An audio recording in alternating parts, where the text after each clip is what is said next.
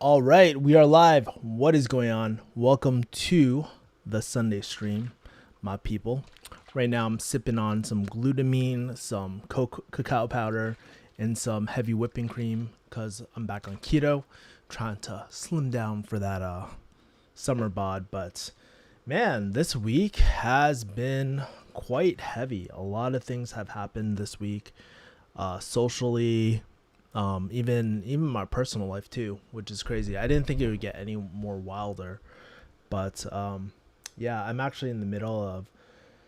I've been really processing my thoughts about everything that's been happening with the whole. A lot of my friends are talking about Asian hate and stuff like that, and I want to give my like kind of 2 cents or like opinion on, not opinion, just my experience on like what it's like being an Asian American in the US and stuff. So I'm planning out that video. I'm being very careful about what I really want to share or express and the clear CTA or clear action I want people to take coming from my experience, because I don't know. I'm not sure if you guys feel this. Like if you guys are watching this, make sure, and before we start, make sure to drop that like button so this video gets spread out to more people. But I feel like being an Asian American, there's a lot of, we're very like bootstrap. I mean, David So put it perfectly. We're very bootstrapped. Like we're very bootstrapped. Like heads down, just focus on the main things and stuff. We're not. I feel like as Asians, we're not super outspoken and all that as well, which can sometimes bite us in the ass, you know. But as more generations like my generation aren't that OG generation, as we're leveling up and we know kind of our rights in the US, it's kind of like I feel like definitely being a model minority or just being Asian, there's a lot of backhanded racism, which isn't so apparent all the time. It's not like you're Asian, fuck you. It's like very, very different. So I'm trying to put my thoughts around that. So if you guys are interested in that, let me know. But also this week was my birthday.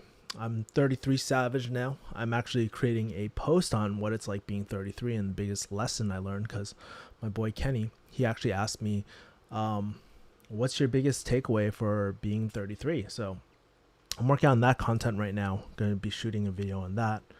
I'm also in the middle of clearing out my whole apartment too. So I packed up almost all my books. I got a lot of kitchen stuff to sell and a lot of stuff like that. And I'm going to cover this a little later in one of my other one-on-one videos with y'all. But another thing that happened this week, it was literally, I was training jiu-jitsu and one of my friends died, actually. Not at jiu-jitsu, by the way, but right after he rushed himself to ER. And it's so crazy how things can just go like that, you know. It literally, I was like, yo, Will, what's up? It's nice seeing you back here in jiu-jitsu. Like, we were chopping it up for a little bit. We were actually working front headlock sequence too. And he actually, you know, we always say like, hey, see you next time. But it just really hits you when someone is so young. Well, he was 41 years old, but he's Asian, so he didn't really look that old. But apparently he had some sort of heart problem and he didn't survive the surgery and ended up passing away. I don't know the details of it, but it goes to show you, like, again, that's one of the biggest lessons I learned. It's kind of like, just to highlight that a little bit, is like, dude, just, you can't take people for granted. I wish like a lot of time for myself that I just enjoyed certain moments before, like a little bit more. Sure, we're not always happy in the moment. Like, I'll give a great example. Pharmacy school. A lot of y'all probably are in pharmacy school and you guys probably like freaking hate it. Like, it's probably not the most enjoyable experience. But one of the things I wish I did a little bit more was kind of enjoy that experience when I was in pharmacy school a little bit more, hang out with more of my friends, those relationships, because there's no going back. You can't go back in time to replay those relationships. Just like, you know, those times when maybe dude, if you're Asian like me, maybe your grandparents took care of you and you have those certain memories of your grandparents going to the park and doing all that sort of stuff. Well, unfortunately, you can't replay those memories when you're a grown-ass adult. So there's a little bit of that. But just being a little bit more present in the moment. And that's something I've been doing, especially these weekends off. So I usually have a hard cutoff of not working the weekends these days. I actually sometimes take 3 days off as well. And I go ham during the week. So that's what I've been up to. If you guys are just tuning in, by the way, hi, hey Alex, what is going on? Welcome back. We got Armor Ghost. What's up? DJ KY is live, yo. Yes, sir. Yeah, so make sure to drop those likes so we can start the algo. I'm also going to, I should probably upload a screenshot. I was going to do like one of my, I'm going to upload a screenshot or a, what's that called? What do they call these days? Airdrop? Like airdrop airdrop. How do I airdrop? Man, I'm such a boomer on like freaking, iOS and stuff. I'm totally not good with iOS, y'all, so bear with me for a second. Meanwhile, I'd love to kind of hear what you guys are up to this week. Like literally this week I had a crap ton of sashimi almost every single day. That was pretty dope, and I'm gonna airdrop this really quick. How do I airdrop? Share to Kevin's MacBook, baby. Let's go. I worked out this weekend, went on a mini hike, had some barbecue at Bledsoe's, and then yeah, that's when I found out my friend passed away, like suddenly too. So that was pretty crazy. I've been back on the major keto diet. I've been craving banh mi so bad. Like if you don't know what banh mi is, it's a Vietnamese sandwich pretty much. It's like really bomb. French baguette, throw some, I don't know, your own fillings, and it's pretty decent. Spotlight on violence against Asians, highly interesting. It seems like it's unexpected clash of politics now. What's really interesting about the whole Asian hate thing, like I was talking to a black guy about this too, and I don't want to say like, so like really like this, I need to be careful what I say because I don't want to get canceled, but no, it's not that. It's like, I think for me, I'm always very contrarian with my thoughts and stuff. And one of the things I'm kind of curious about is like, how do we define if something's a hate crime as well, right? Because in my opinion, I'll be very honest with the Lana thing. It's not any coincidence that this guy, like, in my opinion, it's like, dude, you want all the places. Let me backtrack for a second. If you don't know what happened during this week, and most people, I don't really watch the news, but this is like from what I've heard as well. Basically, what happened was this guy, he shot up about 6 different Asian spas, massage places, and stuff too. And the reasoning he gave was it's not race related. It's because he's a sex addict and he has as the captain or whatever, whoever's in charge of the police, was just like, yeah, the guy had a bad day. Maybe he was just quoting something as well. In my opinion, I'm like, dude, for sure it's a, like, in my emotional side says for sure it's a Asian hate crime, for sure, right? That's what my emotional side says, because it's not like this guy, if he was having a sexual fantasy and was tempted, whatever his reason was, let's give him benefit of doubt. I mean, it's not like you went to all the Asian spots, you didn't go into any of the non-Asian spots and shoot them up as well. And it's like this, who knows? I don't know if those like I mean, I go to those Asian spas all the time. A lot of them are super legitimate too. I always get massages there too. But you know, just there's so many damn problems, and it's just like, but how do we have this argument saying that this is a hate crime if we're looking at objectively, right? I think like I've been watching some of the things on Instagram, and I think some people it's pretty funny. It's like, you know, they're throwing stats like there's Asians make 5% of the nation's capital and stuff like, or the nation's population or something like that, and like supposedly all those places that were shot up were all Asian. And so, I don't know. I'm like really trying to be very careful about what I say as well, like in terms of this, because this is all off the dome. But I really want to create a video like specifically for this, and specifically like really expressing my experience as an Asian American too, because I don't really talk about it a lot on this channel. Like for me, like all the racism that I've personally endured, because I'm kind of like one of those OG like generations. strap up and I'd be like, fuck you, I'm gonna keep on trucking along. And I think that's like a lot of sentiments that Asians have, but especially it's very discouraging to see like the media not pick up our stories or anything like that of violence. Literally, I don't know how many, 6 or 8 people had to get shot up for this to happen. It's just very like, it's like we're a lot of time we're not treated the same, right? I'm sure if it was BLM or something happened to another race, they would get into the news, but oftentimes we're ignored, like as Asians. And I think it's time for us to really start speaking up and having a voice too. I really like David So's whole podcast about this as well. I think he summed it up very, very well. And I just started taking notes during his whole podcast, and I was trying to think about like my own thoughts about this as well. If you can't tell, I'm still kind of debating it in my head, and I definitely want to make sure I have a stronger argument for everything as well. Hey Kevin, sorry for the loss of your friend. I found you when you did the pharmacy career video on that other channel. You're one of the people who inspired me to go avoid farm 3 years ago. Thank you, man. I'm glad that it really helped you out, my brother. Yeah, a lot of people have been messaging me too, saying that they're really worried about pharmacy and the future of pharmacy and how to get out. It's not looking too hot. And so, yeah. And by the way, if you guys are tuning in, make sure for those 3 people I haven't, make sure to smash the like button as well. This routine has been square routine. Finish my taxes at least. I got to finish my taxes too. Decided to switch with going to medical school and got an interview for a medical assistant position, MA. It's tomorrow. Any advice for an interview? I have no advice for medical assistant position, man. I think it's like, if I were to give general advice, it's like, be very clear on like why you want this position. They're gonna ask you probably something about the future. Like, I always like to when I'm doing an interview, I always like to put myself in their shoes. What are some of the major things that they're listing out? And I don't fake it. I'm a very real person. If they ask me like, I'm not desperate for a job. I want something that aligns with my long term too.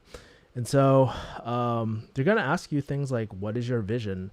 Like, name a time. They're probably gonna want some sort of example for some conflict management type of thing as well. So there's that.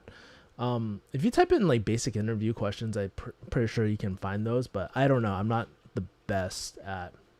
I mean, I've interviewed salespeople. I've interviewed a lot of people. Like, typically there's set questions that we ask, but we take what they say always like half-heartedly, because it's like what I want them to do is explain this situational questions as well. So there's that. The Atlanta shooter victims included 2 whites. His motive probably wasn't racial. Look online and see if you can find the questions on a forum for that topic. Refugee hustle poster. Doctor wants you to avoid the pharmacy trap. Yeah, so that's a thing too. Like, my heart, and to go back to your statement, Armor Ghost, my heart wants to say, yo, it was an Asian hate crime. But at the same time, like, I'm always wondering, like, what is considered a hate crime, like, as well? Could it be one of my black friends? He's an entrepreneur too, and he brought this up with one of his friends, and he's not trying to be contrarian just to be a dick, right, or insensitive, right? But it's really to have this real discussion about like what is considered hate. Is it just ratchet people being ratchet? Like, is it being crazy people just doing crazy shit? Maybe, right? Who knows? And that's why I'm always very careful about like painting, like we obviously know we can never really trust the media and stuff like that. Like, they always paint some sort of agenda too, and I just don't want. I guess like the number one thing is like, who knows what the true motive is, but you know, I think a lot of time we jump straight to, hey, it's a hate crime, right? If it's, I mean, the majority is like, if the majority of the country is white, there's probably a higher probability that that you know, if there's some sort of crime that's committed against us, there's going to be a higher chance, right? But also at the same time, like, I think it's really important, especially during these times, is defining what a hate crime is as well, you know? Because if someone like myself is like wondering, like trying to kind of define this, right? Or figure out like objectively what defines this. I'm pretty sure there's a lot of people who aren't Asian who aren't really taking the time to figure out, oh, this is an absolute hate crime as well. So was it targeted against Asians? It was definitely targeted toward Asian spas, and I definitely feel like it was a Asian hate crime, but at the same time, like, I still need to think about this a little bit more through in terms of like, no doubt though is really fucked up, and I do feel like there's backhanded racism toward Asians, but this specific incident, who knows? I don't really know, to be honest with you. You know, I don't think it really matters like what I think, whether this situation is a hate crime or not. Regardless, us Asians, we're not really.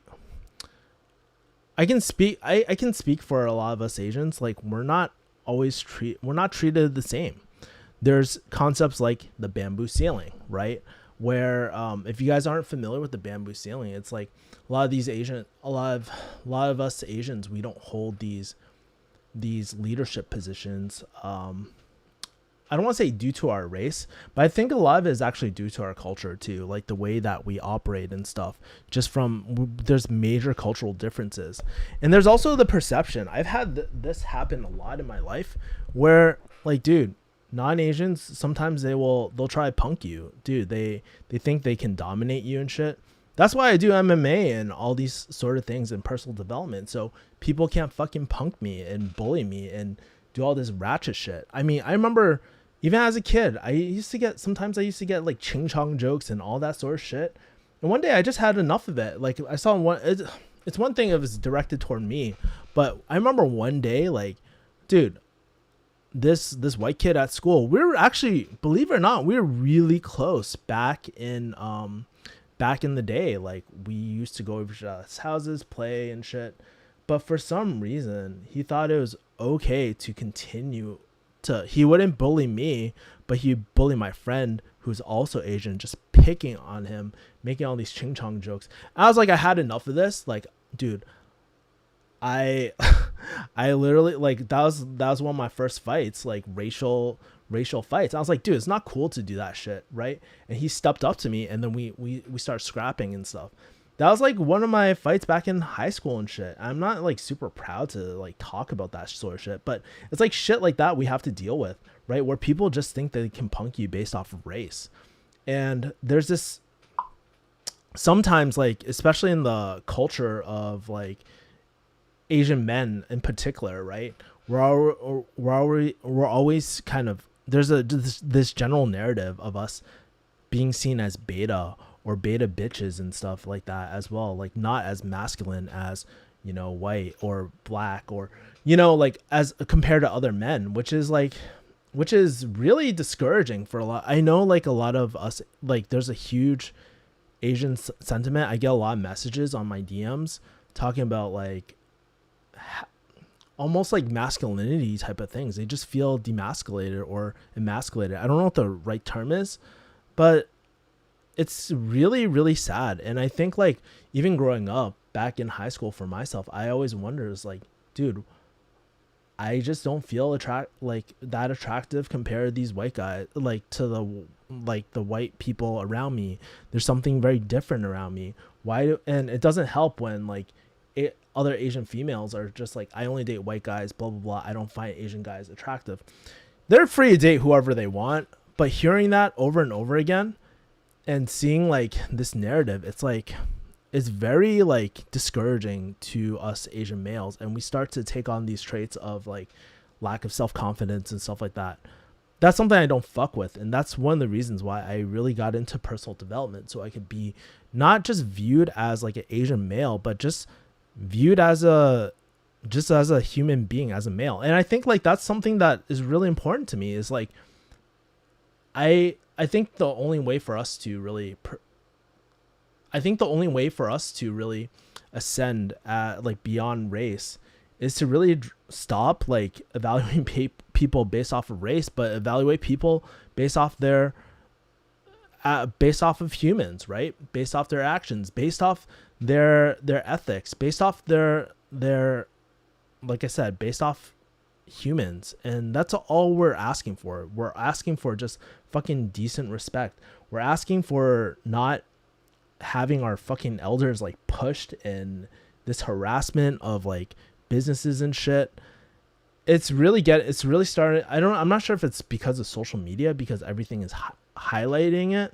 Maybe there was always this deep sentiment of racism and stuff too, but definitely I noticed the rhetoric like increasing during the whole COVID thing. And I get it. I can understand where people are coming from. They're pissed off. They don't like being locked down and they want someone to blame. But guess what? Us Asian Americans, we're Asian American. We're American. And it really pisses me off when people take away, like when they discredit us and say that we're not American. I can't tell you how many times in the pharmacy where it's like, I've had backsided comments where people are just like, oh, can I get someone that speaks English? Fuck you, dude. I speak probably better English than you. I'm probably more educated than you, asshole. Right? That's what goes on in my head. Or sometimes it's just like, there's other instances where it's like, go back to your country. And it's like, fuck you.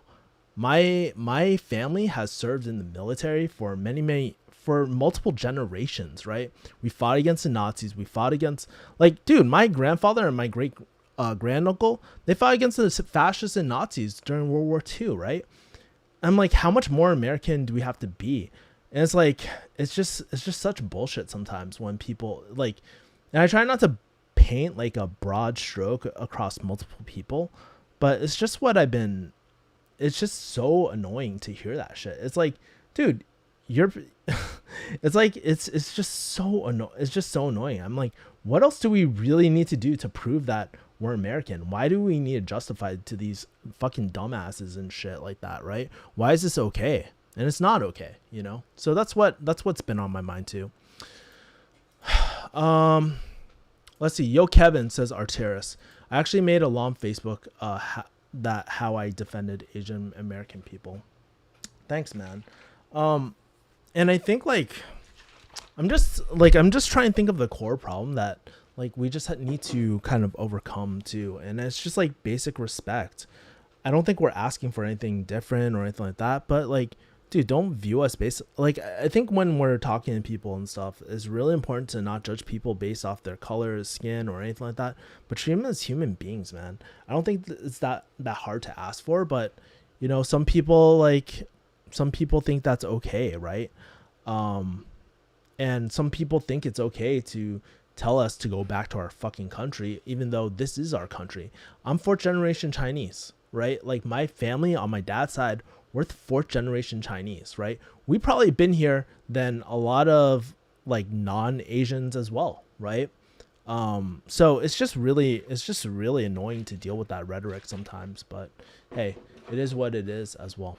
And by the way, if you guys are just tuning in, make sure to, I didn't mean to turn this into like a racial charged debate, but it's been on my mind. I've been talking to a few of my friends about it, and it's just really, I don't, like I said, social media and like news and all that sort of stuff, it will do things to your mind too. Like I that's why I turn most of it off, and the only stuff I find out is through my immediate circle of friends too. So I don't know. We'll see what's gonna happen, but I've been really following like China Mac a little bit, and also David So. I think David So is really like articulate about the issue, and so I've been just trying to take notes on based off his points and stuff like that too.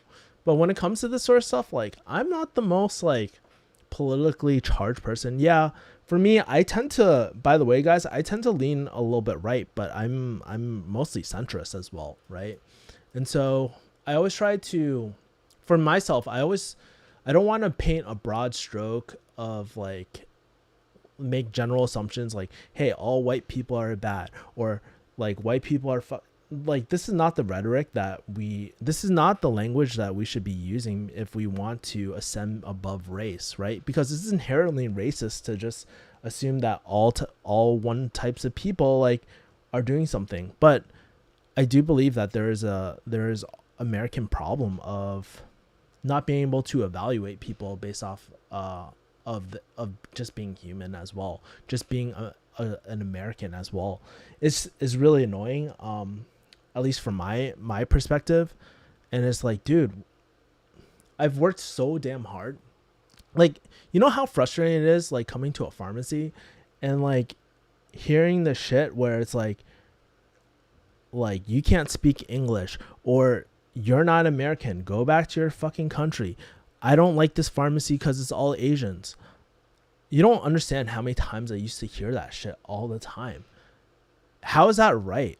And it's like, hey, dumbass, like, you fucking came to, I mean, you clearly made the choice to come into my pharmacy to see all my staff, which is all Asian. I didn't pick my staff, by the way. It was just, when I came into a pharmacy, it was just like that. And then you knowingly handed your prescription over to, guess what? Either myself, who is Asian, or my other Asian staff. So whose fault, if you're upset, whose fault is that, right? You're free to go to any pharmacy, but you choose to do this shit. It's like, dude, I'm not, like, dude, especially my generation, we're just going to start clapping back at people, dude, like, at this bullshit. And I'm glad, like, honestly, I'm super, super glad sometimes when I see people get checked, you know, like, the other day, like, honestly, one of my really good friends, she lives in Texas during the whole COVID type of thing too. I never thought it would happen to my friends, but yo, this white person thought it was okay to just say, like, call her, like, coronavirus and bullshit like that. And that's not okay. That's definitely not okay. And my friend clapped back and she said, "What did you say to me?" Like, and then she started backing down and stuff like that. But it's just like, you know, it had to get to that level as well. It's just like, dude, it's not. And I think the number one thing I just hope that comes out of this is just like, dude, just talk to an Asian person about their general experience about them dealing with backhanded racism and stuff. Because I think I don't know what it's like dealing with racism, like, for other minorities and stuff like that. I'm pretty sure everybody's experience is a little different, but I think, like, based off my experience with racism, it's not always very clear in terms of racism toward Asians as well. So that's, like, my thoughts at the moment. Were the tough customers of a certain age? Yeah, they were typically, like, older. They were typically older, or actually if you think about, like, okay, so the one I'm thinking about, right, like, who came when I was an actual pharmacist, that was when she was older. She's an older white lady. And then the one at the other pharmacy, like, when I was, like, an intern, or actually, no, I was a technician at the time, who said, "Can I get someone that speaks English?" That lady, she was kind of like a Karen type of lady at the time. That term did not exist, by the way. Karen did not exist at all. But that's kind of like what I dealt with at the time. It's just, like, super frustrating. And I remember clapping back at that lady too. I don't give a fuck. Like, if somebody disrespects you, like, you know, I think it's important not to let things just go sometimes and just be like, no, it's not okay to say that. What did you mean by that? Like, things like that, especially, like, with strangers and shit, right? Like, that's not okay. It's not okay to treat people like that, you know? So, I mean, for me, I always try to treat everyone with general respect, like, regardless of their color, right? Like, that's the only way we're gonna overcome, like, racism and stuff. If we start treating people like people, you know, you never see me, like, you know, you'll never see me just be like, yo, I don't want to talk to you because you're white. I don't want to talk to you because you're black. You know, I try to treat everyone with respect. And that's why I love sports like jiu-jitsu and stuff, because, like, last thing that we're thinking about, guess what, in jiu-jitsu, we're not thinking about, yo, what's your skin color, man? Like, I'm not going to roll with you. No, I'm thinking about, how do I defend how do I defend the Kimura? How do I rip this Kimura and hit this swim move into an arm bar type of thing?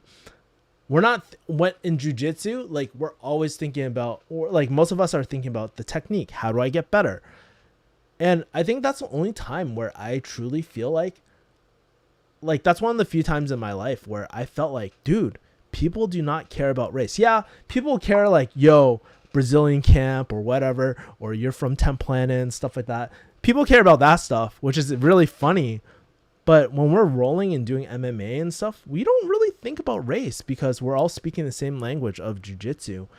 And that's when, like, dude, we have every single type of person. We have like black people in my class. We have, well, Eddie Bravo, he's Mexican. We have Mexicans. We have white people. We have Asian people. We have people from the Middle East and stuff. And it doesn't matter based off your skin color. It's like you're assessed based off your skill, right? How well you roll, how well you execute. And sometimes I have these thoughts where it's just like, man, why can't the real world be like this sometimes, right? But, you know, you can't expect that from people. But I think that's the thing is like, I think that's kind of like the major problem, that the gap that we need to bridge, because when I guess maybe a racist person or someone who's not educated or does not interact with Asians, they have no common ground. They just see what they see on TV. Or actually, let's be real. We don't see a lot of us on regular media, to be honest with you. And I think in order to kind of reduce these incidences or reduce the probability of hate crimes as well, is just really having a common bond and like really having more of these conversations and insights about like who we are, what we do, and just showing people that we're just like regular people too. Yeah, sure, we eat with chopsticks. Like a lot of us eat with chopsticks. Our food's a little different, but different isn't always bad either, right? There's a lot of influences that we've contributed. There's a lot of cultural influences that we've contributed as Asian Americans that don't really get recognized too, you know? So that's just like my 2 cents as well. Do you like Conor McGregor? Oh yeah. I mean, I'm not like a huge Conor fan. Hold on, let me take a sip of this. Hold on, let me see if this is any good.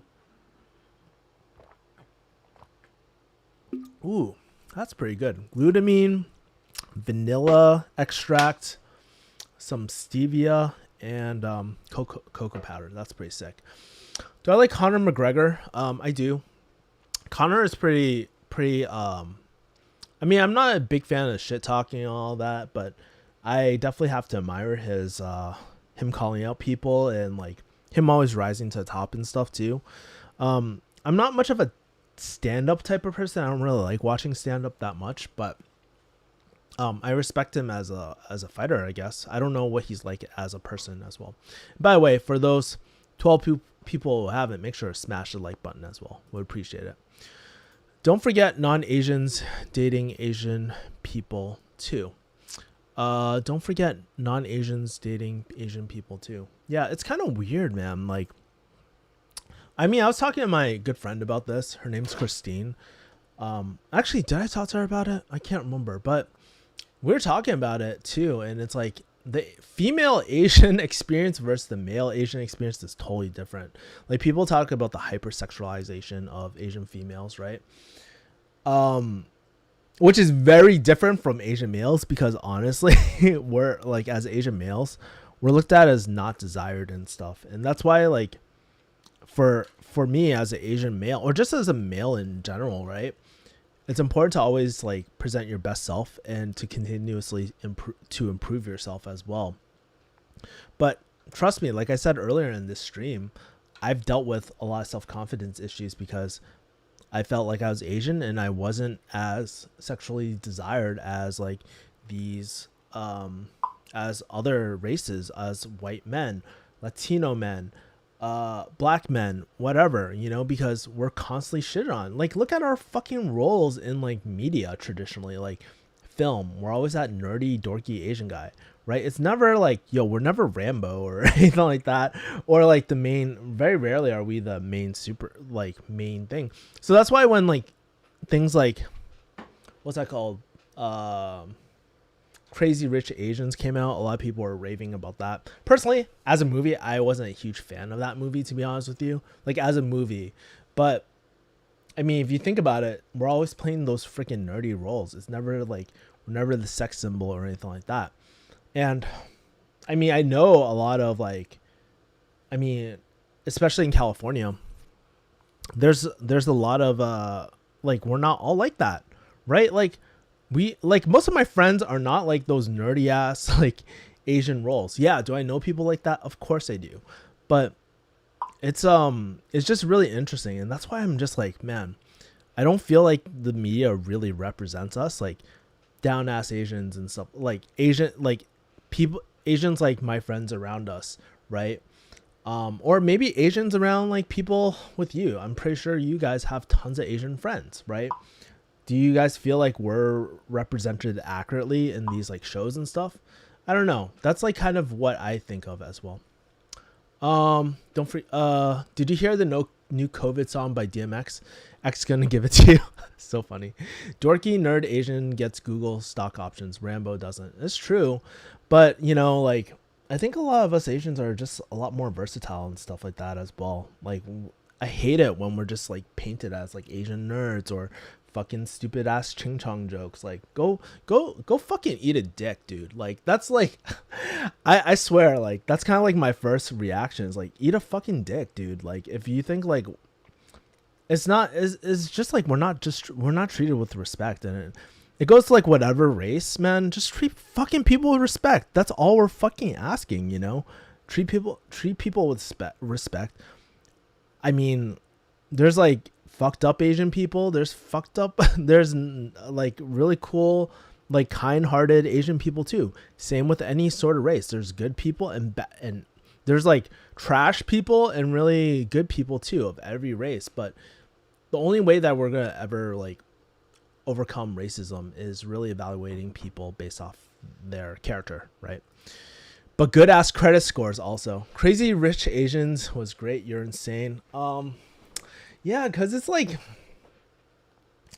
bruh, like, I don't know. Crazy Rich Asians was like all right. It wasn't my favorite movie. It kind of paints the almost like, so even within Asians, like there's like different, not crews, but different types of Asians as well. Like, you think Stupid Young probably would like Crazy Rich Asians? I don't know, maybe, but he's a very different type of Asian versus like someone who is a yappy young Asian professional or whatever, right? That's what they call him over there. Versus like, I don't even know what to call myself, honestly, because I feel like I'm kind of a blend of everything, but it's very, very different. And yeah, but I think I think it was good for Crazy Rich Asians to come out? Absolutely. I think it was a really good idea for that to come out too. Did I like it as a movie story arc? It was all right. I mean, it wasn't trash. It wasn't the worst movie I've seen. But if you ask me, like, yo, Kevin, you gotta watch Crazy Rich Asians every single time, I don't think so, man. I don't think that's like my top movie of all year as well. Yeah, but aren't Asian people thought us super smart? I think that's pretty positive. I also don't think the music group Far East Movement is nerdy as well. That's true. You're right. Far East Movement was definitely not nerdy. I think like it's getting better too. So I will give some credit. It is getting better. Like even if you look at Tim De La Ghetto and stuff, Wild and Out, he's like crafty and stuff like that as well, right? Those are different types of Asians as well, being in the media. But here's a lot of things that people don't realize too, like positive. Okay, I don't think I've ever actually really talked about this on my channel too, which is really, really interesting.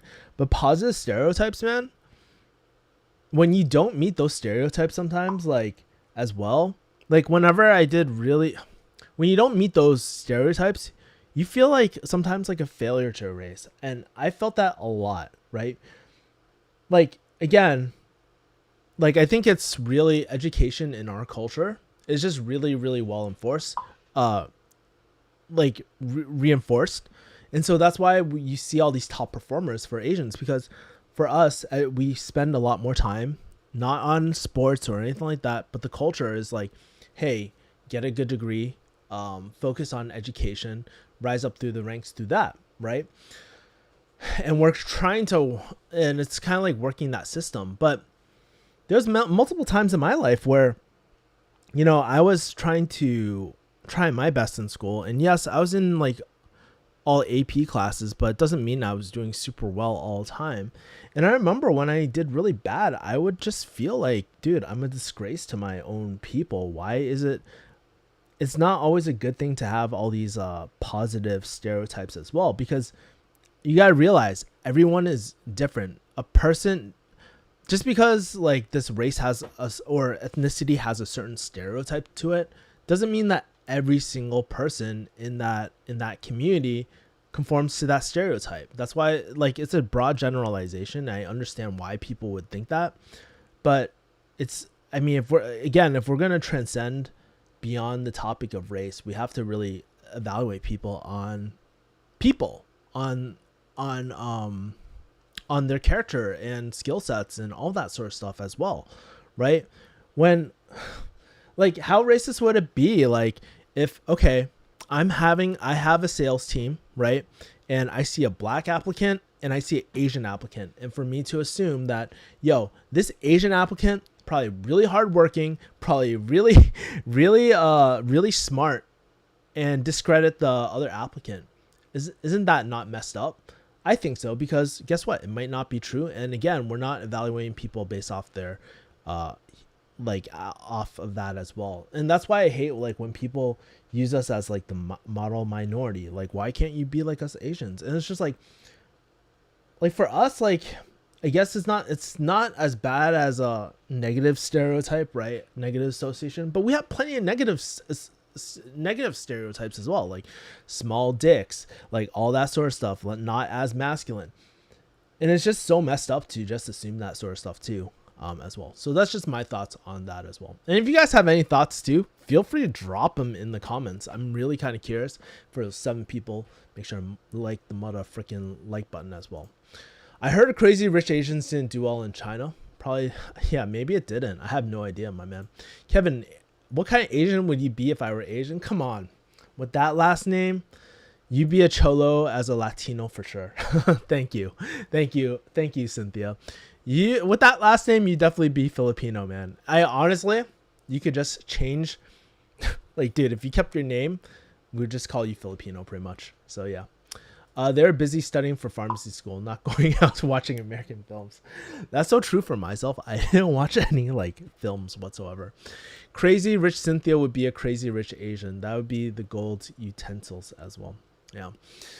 But man, would I be a cholo? Man, I don't know if I'd be a cholo. I don't think I'm a gangbanging type of person. Like, dude, when I think, okay, if we were to take Stupid Young, if you guys don't know who Stupid Young, he's from Long Beach, California. Actually, I really like his songs a lot. Like, I love his music, honestly. But if I were to translate it over Latin culture, yeah, definitely, he would definitely be a cholo. But for me, like, I don't know. I have no idea. Good question, I guess. Right. But anyways, yeah, that's the whole racial thing that I'm trying to work out in my head, and I'm trying to shoot a coherent video so that maybe I'll get caught in the news. Who knows? I don't think so. But like, I just want to give kind of like my experience as like someone who's not super politically charged or anything like that, who wants to take a more objective view on everything as well, and take a higher level view rather than just, and really come up with like some clear deliverables about like how we can kind of solve this problem of dehumanizing like us Asian people as well. Where are my fellow Filipinos at? Yeah, dude, Filipinos, man. Filipinos are very interesting. So what's really funny, even within ethnicities, like there's like general stereotypes and stuff. But they call them stereotypes for a reason. And I have to say, a lot of these trends are like tend to be congruent as well. So like most of my Filipino friends and the people I dated, guess what? They love singing, they love dancing, and a lot of them happen to be in nursing and stuff like that too, right? It just happens to be like that. But you don't see me going up to every Filipino being like, yo, you a nurse? Yo, you like karaoke? You like Jollibee? Yo, that's fucked up, man. No, I think you'd be the intellectual South American type, maybe Peruvian. Maybe I'd be like fucking El Chapo. No, I wish. I wish I was El Chapo. No, maybe I'd be like Dan Pena. No, just kidding. He's he's not. No, definitely not like that. And I definitely would not want to be like Ty Lopez either. I'm trying to think of like someone who I could be like, yeah. And I'm definitely not as like on the far spectrum like Eddie Bravo either. So I'm just trying to think of all. Yeah, I can't think of it. But Cynthia, if you pop out a name, I'm all ears. Armored Ghost says Florida, and California. Armored Ghost, I liked you. How did you come to your decision to buy Chainlink? Was it a friend or an influencer?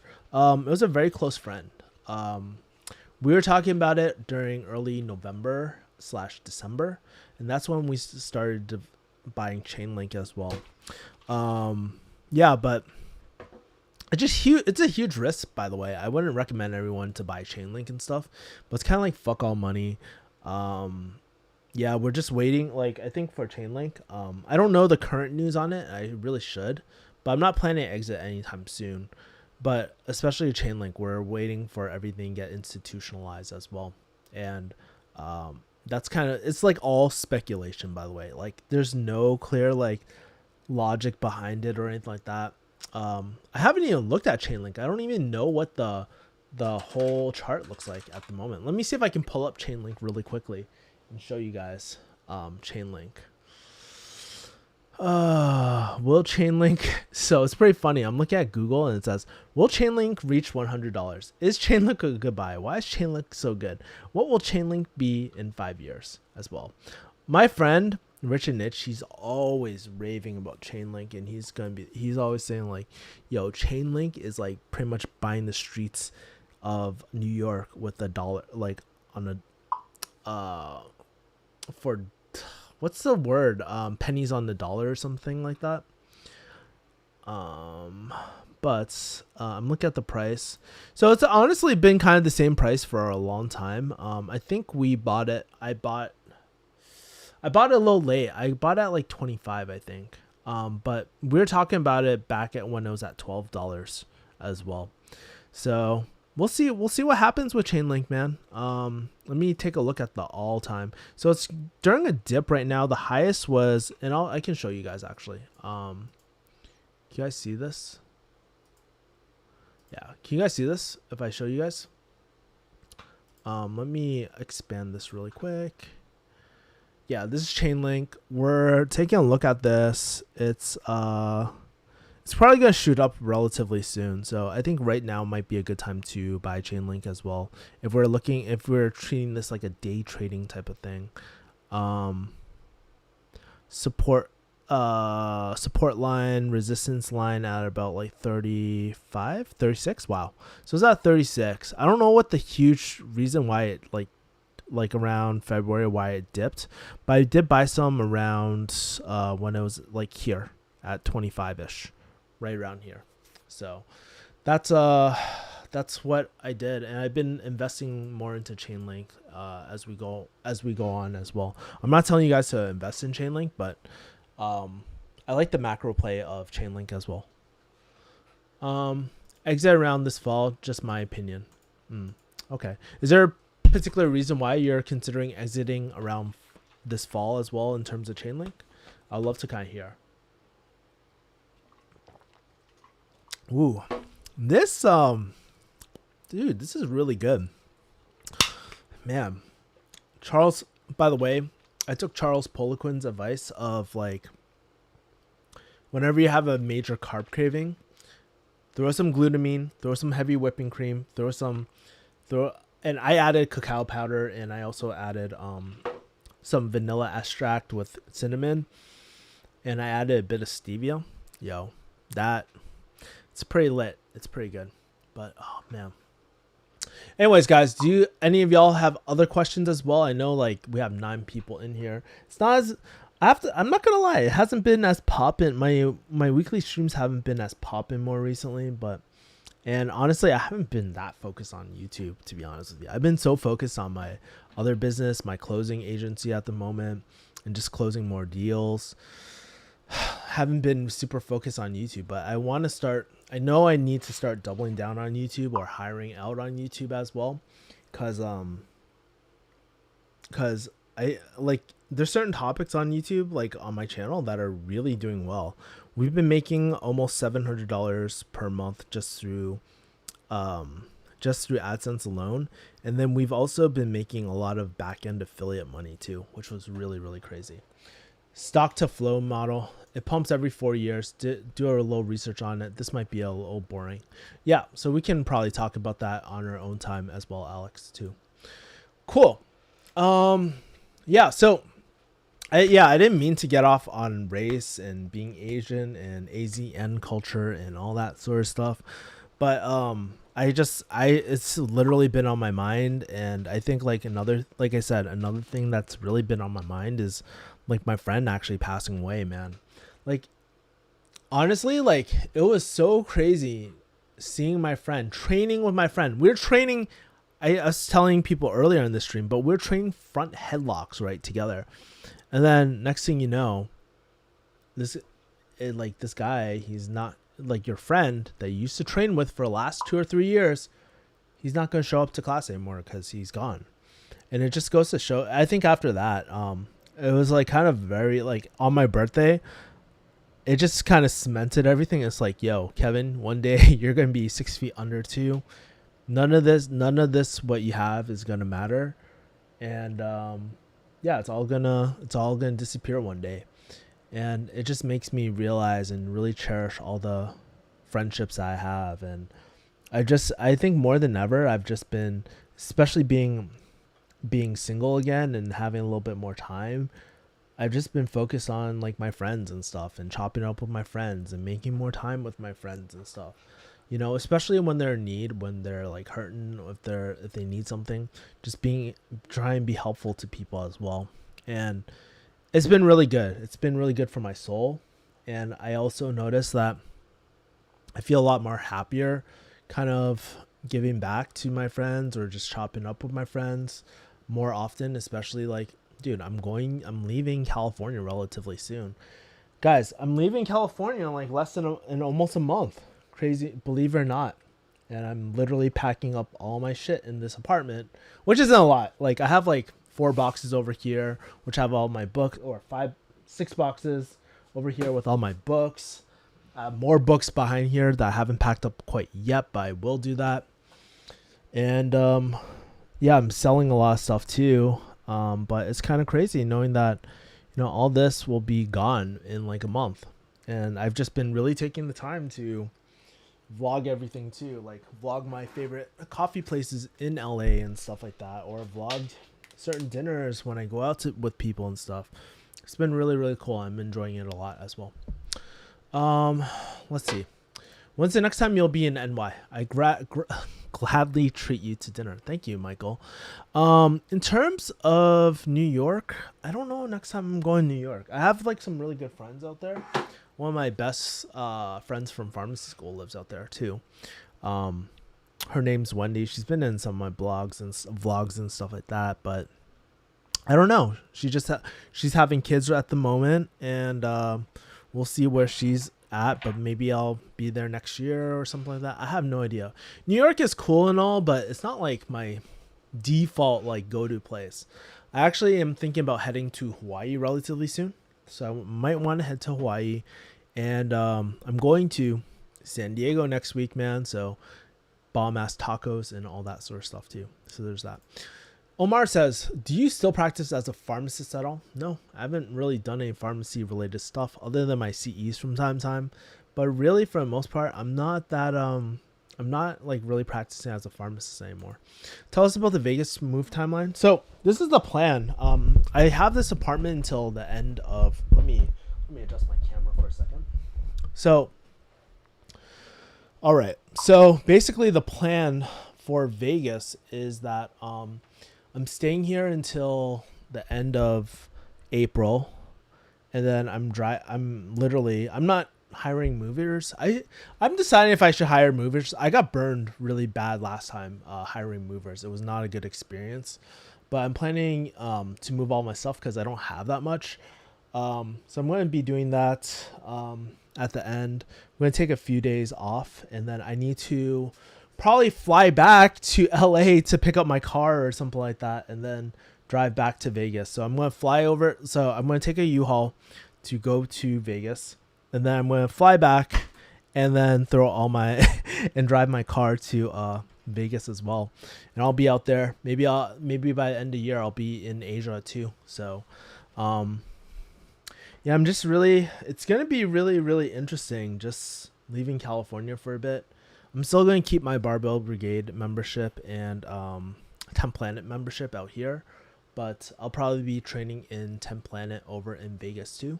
And just traveling the world, honestly. Traveling the world or traveling Asia to do a bit of jiu-jitsu, but also just to really, I always wanted to be a digital nomad as well. And so that's something that's super important to me, that I just want to get out.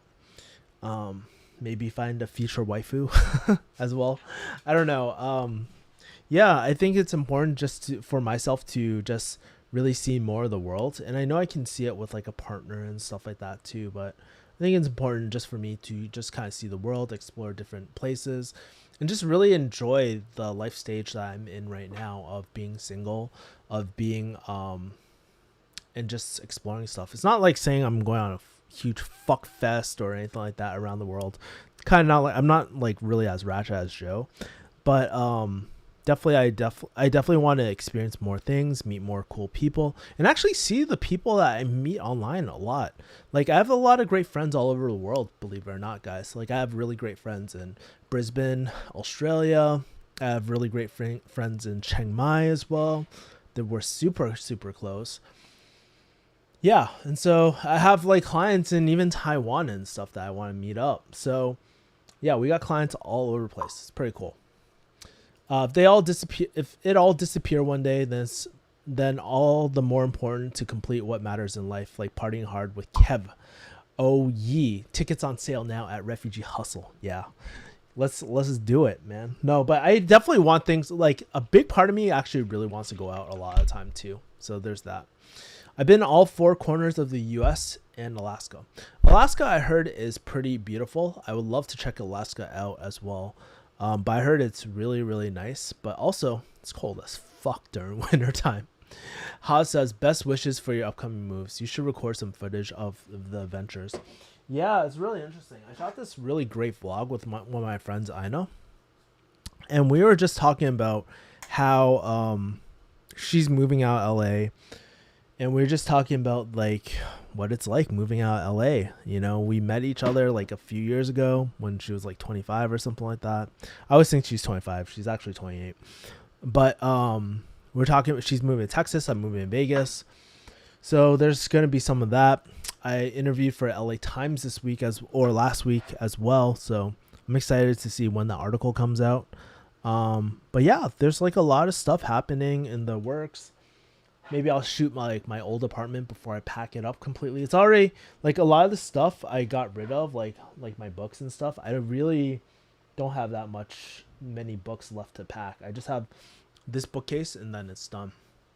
And then I also have like a lot of knickknacks, which I gotta sell and get rid of too.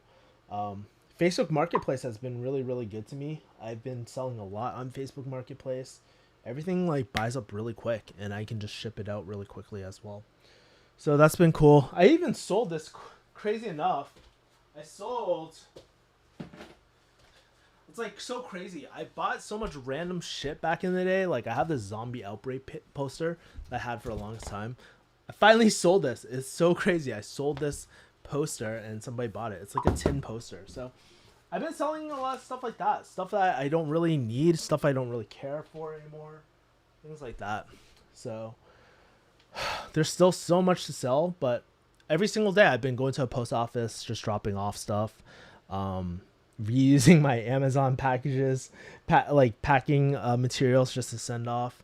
I'm probably going to sell one of my MacBook Pros pretty soon. I already got rid of my Mac Mini already, and it's really kind of cool how much you can sell in such a short amount of time. So I'm enjoying that. Tony the C says, Hey Kevin, or hello Kevin, watch your old video about shaving your head. As a fellow Asian and millennial, I made a choice to be bald too. Awesome, man. Like honestly, I hope like you like the choice of being bald. It really simplifies your life a lot. And you just realize a lot of people don't care. You know, a lot of people really don't care about you being bald. It doesn't affect my ability to get women or anything like that. It's honestly so much easier. You don't gotta line up at the barber shop or anything like that. It's really nice, and I hope you enjoy it. Keep me updated, Tony. Like, let me know how it's going for yourself as well. And by the way, if you guys are tuning in, make sure to smash the like button as well. We're coming around the hour mark, so any other questions, make sure to drop it in the comments as well. But yeah, gonna start wrapping up relatively soon as well. Okay, cool. I shave my head regularly. It's physically more comfortable. Yeah, I think like shaving your head is like, I know for a lot of people, like for a lot of us, we really value our hair a lot, but really at the end of the day, it's like, it's really not a big deal just to shave your hair. At least for a male. Like for women, maybe it's a little different. I can't relate as a female, honestly. But for males, like honestly, like most of the males that I see on YouTube as they get older, they just shave their head and stuff. And a lot of time it's a good look, but whether it's a good look or not, it's like, dude, just rock it. And it's just like, there's nothing that, I don't want to say bothers me, but it's like when I was going bald, I was like, or when I was having a receding hairline, I was like, man, it looks really bad trying to fight this. So you just sometimes gotta make bold decisions and just shave it all off as well. Have my 39th haircut today. No looking back. Awesome, bro. Since you're tuning in, I'll check back next week. Awesome, guys. Yeah. And if you guys don't know, I actually stream every single week at around 6 p.m. Pacific Standard Time. So that's when I usually start. Usually stream for an hour. But I'm gonna call it quits today. I had a lot of time, like a great time speaking to y'all about kind of the things that are important to me and all that sort of stuff. Yeah, otherwise I will talk to you guys later as well. All right. Have a great night. Have a great week. Stay tuned for some of my videos because I think they will help you out as well in terms of things that I've been thinking about as well. Kudos to you as well. Got to rack the dome to emulate other awesome bald men. Yes, bald men unite. Yeah, and feel free slide through my DMs, Tony, to let me know your experience, bro. But I'm glad you're rocking the bald look, man. You probably look hella killer in that. And honestly, not gonna like a lot of women, they love the bald look. They think I look better with the bald look than when I had struggling hair, when I had faux hawks and stuff. So I will talk to you guys later. Have a great rest of your day. Take care. Peace, mother people. Bye.